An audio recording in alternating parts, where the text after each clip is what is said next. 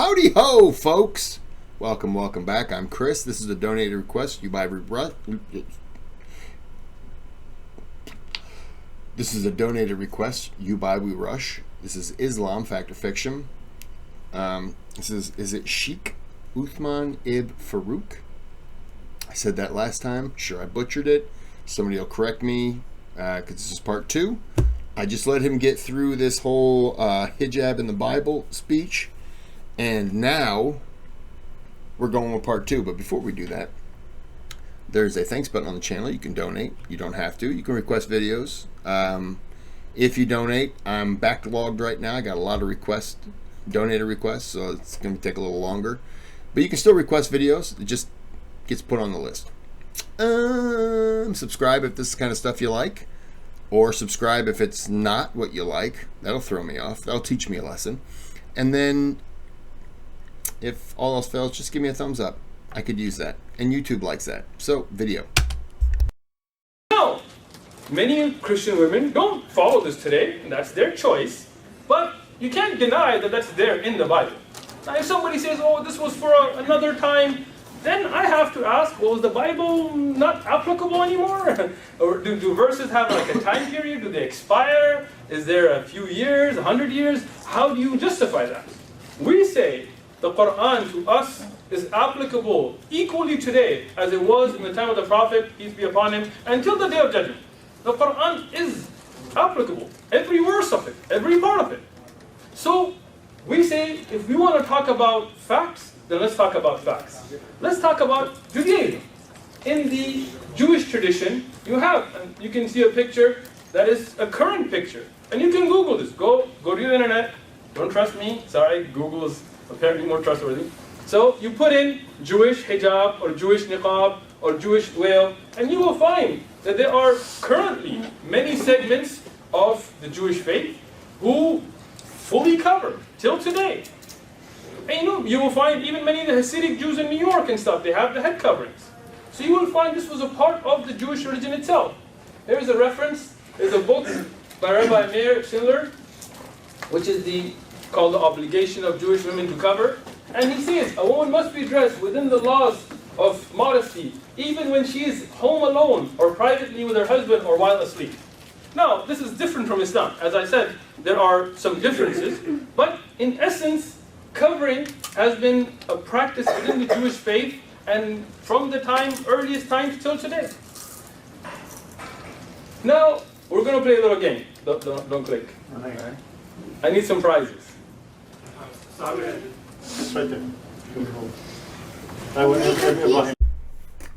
Okay, I'm going to say right here. I'm going to go. I want to say Muslim. This looks like Laura Bush. So I'm going to say Christian. This looks like Mother Teresa. So I'm going to, again, say Christian. Muslim, Christian, Christian. Was Mother Teresa a Christian? We're going to say that. Muslim, Christian, Christian. No. Why? Because you're my son. I want a prize at least. You guys didn't know we had prizes, huh? Alright. We're going to play a game. You guys thought this was going to be boring, but this is going to make this fun. Alright? We're going to play a game called Guess My Religion. And if you guess it correctly, you will get prizes. Alright? I may hit you with a prize, but it's not an act of terrorism, trust me. Alright. Now, let's start with the right. The extreme, or your right, my right, yeah. Your right. What, that draped, oppressed woman that you see, what religion, raise your hands, don't just yell out the answer. And you're at UCSD, I'm sure you can do that. Alright, what religion do you think she follows? Go ahead. Christianity. She is, Mother Teresa. Good job. Click. Only click once, you're gonna ruin it. I'm just happy I nailed. Okay, Catholic. It's still Christian, but it was Mother Teresa. I'm just glad I nailed that. Okay, well, I'm gonna hold you here. She's Catholic. I would have won a Snickers, but you were here. Yeah. Yeah. Yeah. You gonna explain why I can't have a Snickers? Can I get a kiss? Can I get a kiss? Okay. I'll take the kiss over the Snickers. I'll give it to you. Number 2. Same person can't answer. It looks Number like 2. What Laura, religion? Laura Bush. That's Laura Bush. Oh! It hasn't been that long. There you go. Ow. I told you it's not an act of terrorism. Good job. Laura Bush. Maybe everybody forgot Bush by now. I guess Obama did a good job there. I really wanted All it right. together, you know. Yeah. Trust me, I wish I could. So, the last one. Yes.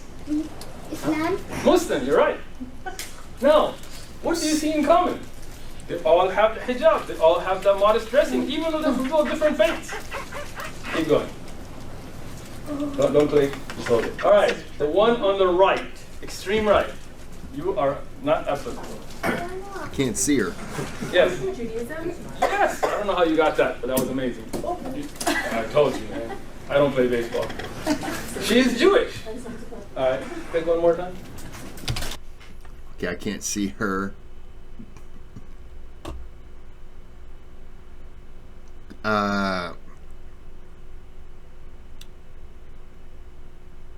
I'm gonna say Christian. She just looks cold. She looks like she's wearing a blanket in the winter. And I've given the reference in case somebody wants to fact check this or somebody watching the video wants to fact check. You can go look it up. All right, number 2 in the middle. This is UCSD, right? You guys just have a good rep for no reason. Might as well get a football team. All right. Anybody other than my kids? Nobody? Really? Seriously? I don't even take points away for being wrong. You'll just have to wash my car. No. يقدر نخبره؟ Increase it to 2.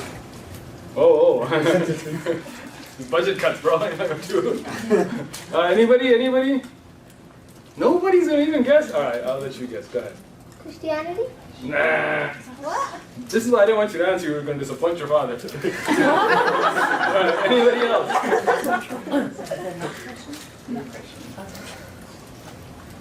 Close. Guess. I'll just start calling on you guys. Muslim. Nah. Judaism Funny. then? All right. Anybody else? All right, just click it, man. Nobody gets it. It's not going to be that easy. She's Jewish as well. Click one more time. Reference. Last one. Hard. This is so easy. Come on, man. State did better than this. Mesa College did better than this. Come on. I know, yeah. That was pretty low. Sorry. All right, just click it. Go ahead. She's Muslim. Haha. Threw you off. So, what do you find in common here? Again, the covering. Keep going. Just because you guys did so horribly, I'm going to give you guys one more chance. All right.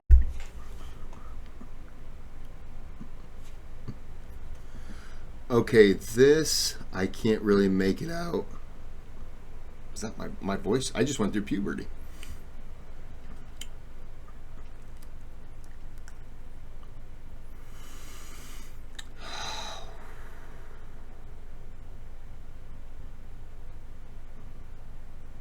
Damn.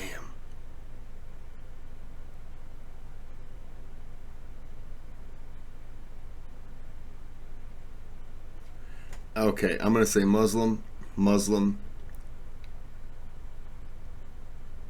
No. You guys probably know this.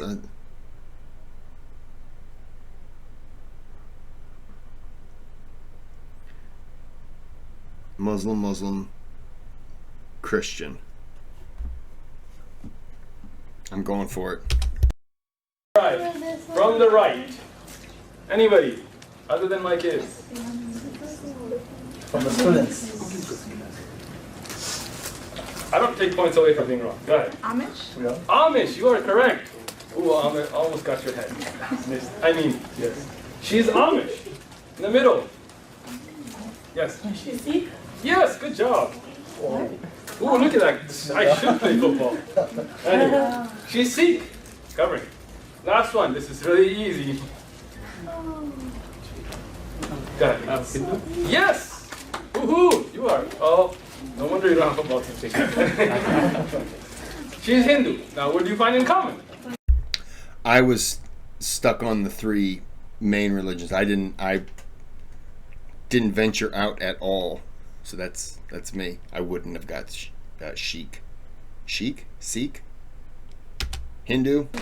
You find covering, and the covering is not something that's only in the Abrahamic faith. Like I said, if you look at every faith, in its essence, you will find some form of the covering. But there is a difference in attitude, and I will talk about the difference here.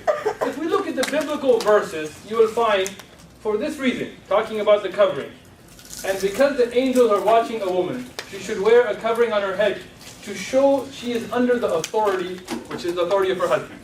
Right? So this is a little bit different. In Islam, the covering has nothing to do with your husband, or your father, or your brother, or your son. It has to do with you being known as an honorable woman, protecting your beauty, and that's what you find in the Quran. That is better for them to be covered, so they should be known as honorable women, and not to be annoyed. So the difference in attitude is there. For example, in Judaism, a woman has to cover according to the laws of Tanut, even when she's at home, even when she's with her husband, even when she's asleep, as Rabbi Schindler wrote in his book. But in Islam, a woman only covers when she's around those men who could be a harm for her. Those that are not her father, not her brother, not her husband, not her children. So when she's at home with those men that are her close relatives, there is no cover. There is the relaxed attitude that a person has. But when there is a fear that somebody's going to judge you more for your looks than your intellect, somebody's going to look at you in a harmful manner, that is where you cover. And that is to show that you are honorable. Be right back. Okay, sorry about that. My dog was on my lap, and then she started whimpering because she had to go. So, we're back. Chaste woman. And that has to do with you and God. It doesn't have to do with the husband. You don't start covering after you get married or because your father told you to. You do it because that's a part of your religion and your connection with God. Nobody can force it on you. And that's the Islamic attitude. Now, we see the next misconception, which is the Quran tells you to kill people. And a common quoted verse that you find O'Reilly and, I don't know, Limbaugh and all those guys quote, is when they give you a quote from the Quran. And I've given the verse numbers if you guys want to write them down and look them up yourself. Which is, and prepare against them whatever you are able of wars and of siege of war, by which you may terrify the enemies of Allah and your enemy. This is Quran chapter 8, verse number 60. And you find this a lot on Fox and on different news channels. You see them quoting this. What they don't tell you is the next verse. You will find in the next verse, in verse number 61. So 60 is what they quote, 61 is what they hide from you. And if they incline towards peace, then incline towards it and rely upon Allah. So what does the Quran tell you? When you are in a state of war, somebody attacks you, yes, you need to defend yourself. But if somebody's at peace with you, then you need to be at peace with them. Who could disagree with that? I mean, who here would think that if you're sitting there at home, relaxing on a Saturday night, and somebody breaks through your window and starts to punch you and is putting a knife to your throat, you're not going to defend yourself? Of course you are. Everybody is. You're going to defend yourself. You're going to defend your family. You're going to defend your kids. You're going to defend your spouse. But if somebody's not bothering you, then you should not bother them. And Islam teaches us that. You know, Islam is a very practical religion. It's a truthful religion. We don't believe in hypocrisy. You know, we hear people say, turn the other cheek.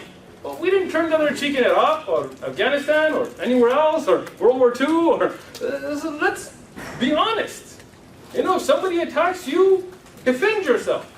But if somebody's not messing with you, don't mess with them. Incline towards peace because that's what Allah wants.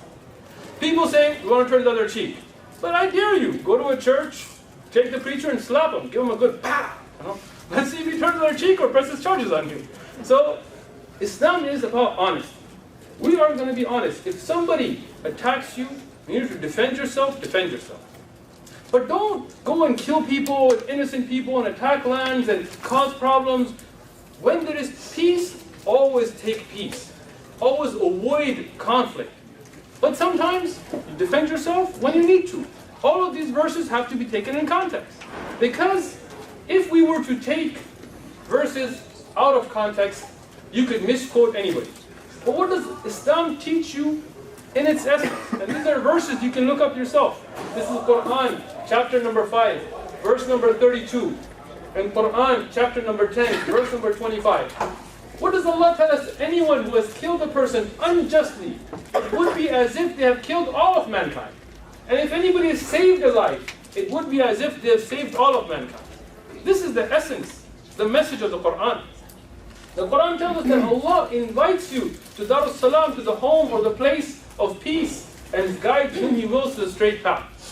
As Muslims, those of you that are here Muslims, after the prayer, what do we say? We say, Allahumma anta salam, wa minka salam, tabarak ya dhal jalali wa ikram. Oh Allah, Allahumma anta salam, from you is peace.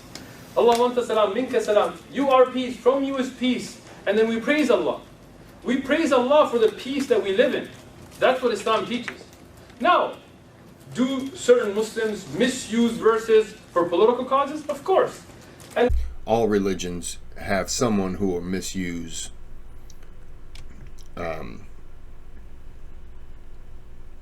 I just lost track of what I was saying, but every religion will have somebody who will do that. It is what it is. Could you do that with any book? Of course you could. In fact, if you look at the Bible, many of you may have a Bible at home. Go look it up. I've given the verse numbers here. Matthew 10:34. You will find that according to the New Testament, not even the Old Testament, I'm not getting all biblically Old Testament on you. In the New Testament, it says that Jesus says, don't think that I've come to bring peace to the earth. I have not come to bring peace, but a sword. Another, Luke 19:27. But as for those, supposedly the words of Jesus, I mean, I'm not a biblical scholar, so I'm just quoting what's there. Right? But as for those enemies of mine who did not want me to reign over them, bring them here and slaughter them before me. These are supposed to be the words of Jesus. Now, me personally, I don't believe Jesus said that. But, again, I'm not a biblical scholar, so it's not my job. If you go to the Bible, and if you have one at home, if you don't have one, Google it, look up these verses. Could you misquote, misuse these to carry out acts of terrorism, acts of mass murder? Of course you could. Has it been done? Of course it has. Haven't you heard of the Spanish Inquisition? Haven't you heard of what happened in the Crusades? What happened, how many people of you here have heard of the KKK? Well, you're better than Trump. All right, great. So, if you've heard of the KKK, what does the KKK burn on your cross? On your lawn, sorry. What do they burn? It's a cross. It's not a crescent. It's not a Star of David. It's not an American flag. They burn crosses. For anyone interested, which I don't, the Klan, when they first started back up after the American Civil War, they asked Robert E. Lee, the Confederate general, to do it. He declined, not because he liked black people, but because he thought it was for a young man. And the person that they tabbed, I always want to say John Bell Hood, but that's not, and I only say that because Hood. Oh my goodness, Kris, what are you doing? What's wrong with you?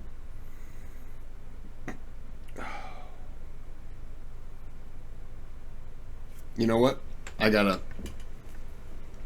look it up.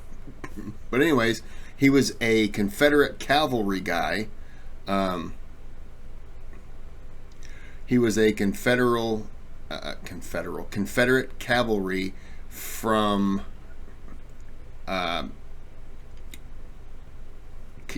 Tennessee. I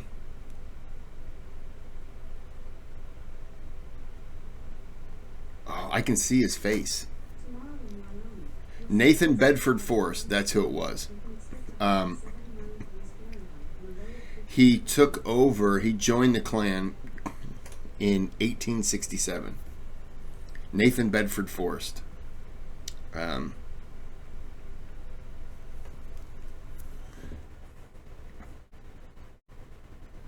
there is the man in charge.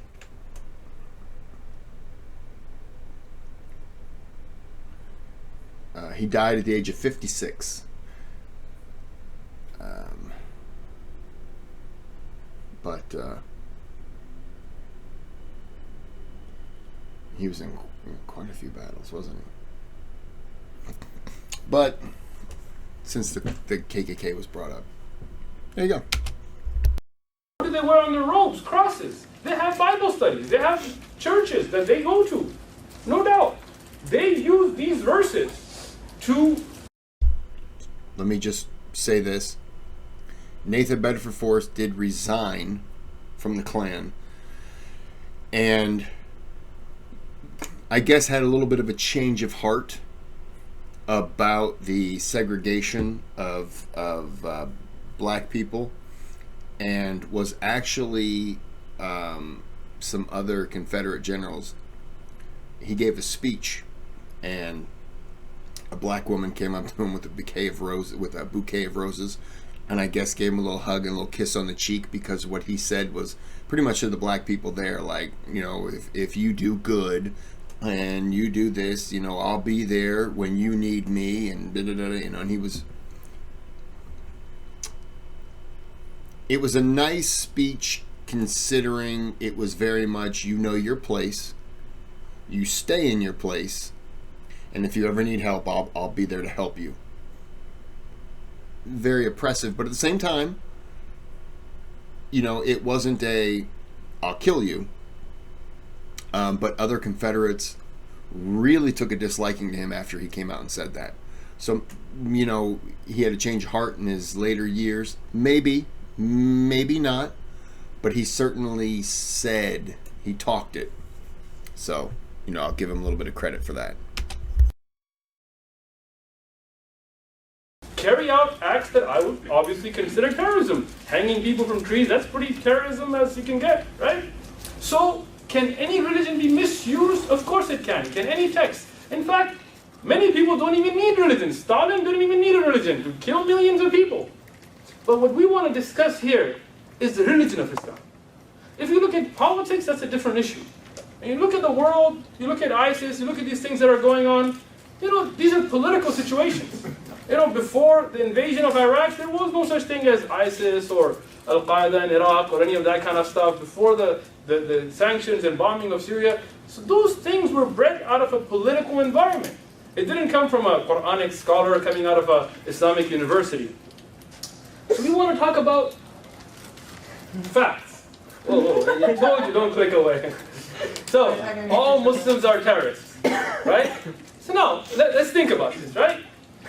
How many Muslims are here in this room? There are quite a few, right? If we were all terrorists, you guys would all be dead by now. You guys aren't that many, right? How many Muslims in America? 6, 8, 10 million? You know, how many Muslims in the world? 1.6 billion. That's almost 1 out of every 4 people in the world is a Muslim. So if every Muslim was a terrorist, the world would be finished by now. If you just killed a couple of people, the world would be gone, right? So we can see this is just stupidity. This is just something that maybe somebody says on a campaign and then regrets it later. So, then some people say, no, all Muslims aren't terrorists, but all terrorists are Muslim, right? They kind of flip it. They said, okay, if all Muslims aren't terrorists, because there are some good Muslims, right?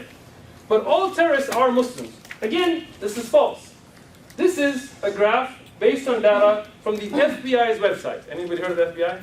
I know I have. So, the FBI, and I've given the link to their website. You can look up these stats that give the statistics of between 2002 and 2005, and they chose those dates, of terrorist acts committed on US soil. So if you look at it, this is how it breaks down. And again, this is not me. You can fact check this. You can go to the link, look up to the site yourself. This is how they broke it down. Jewish extremists, 7%. Islamic extremists, 6%. Communists, I didn't even know we had communists still, 5%. Latinos, 42%. Others, 16, I don't know what others is, but extreme left-wing groups, Earth Liberation Front, and all those, 24%. These are terrorist acts committed on US soil between 2002 and 2005 as recorded by the FBI. Now, if you watch Fox, you wouldn't ever get this. And that's scary. Because what does it tell you? That our perception of reality is being changed by opinions. These are facts. These are recorded numbers by FBI. But what you see on the media, you would think this whole thing would be Muslims. But that's not reality. And that's why we want to have this fact versus fiction. If we look at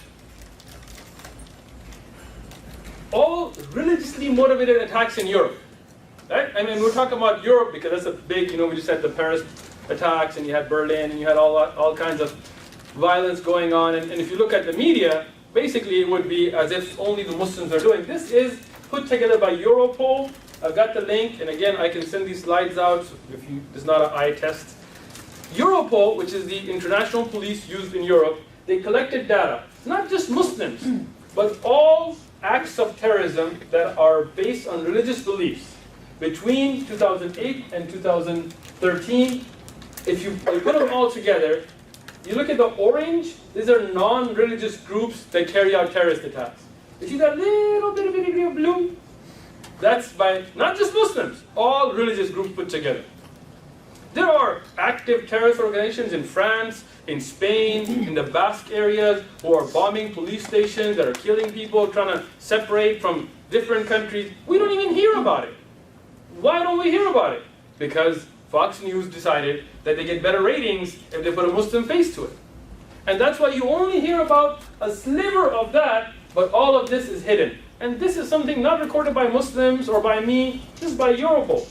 Look up the link yourself. So this is why we want to talk about reality and not perception. This is something that was put together by New York Times.